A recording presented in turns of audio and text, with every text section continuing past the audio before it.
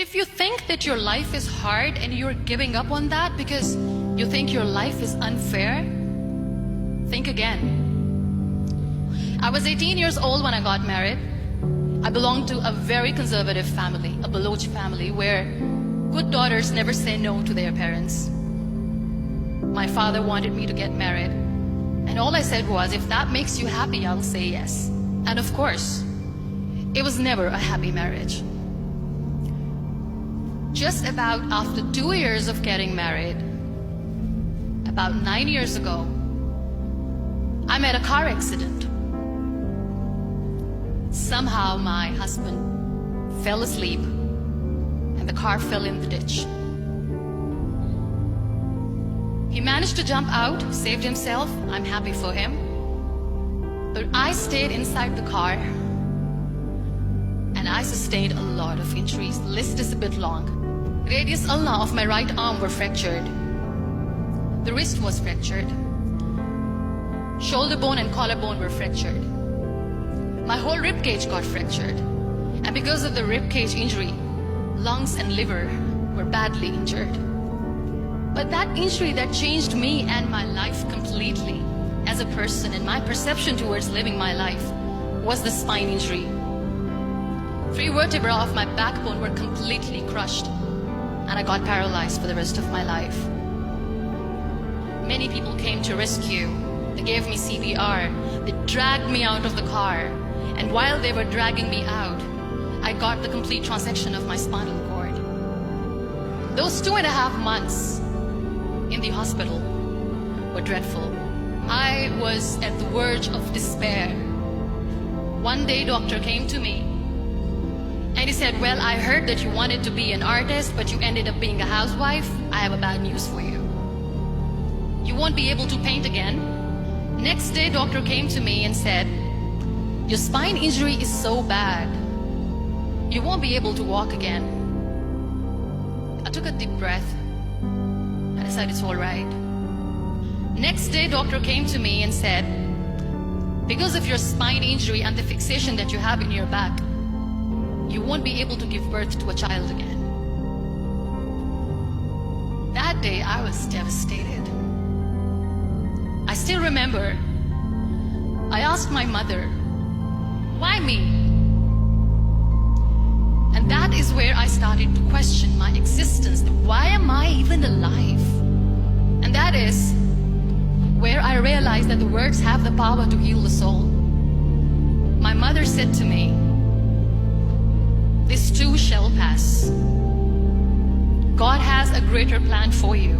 I don't know what it is, but He surely has. That day I decided that I'm going to fight my fears. So I wrote down one by one all those fears. And I decided that I'm going to overcome these fears one at a time. You know what was my biggest fear? Divorce. I couldn't stand this word.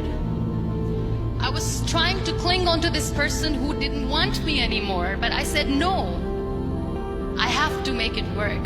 But the day I decided that this is nothing but my fear, I liberated myself by setting him free.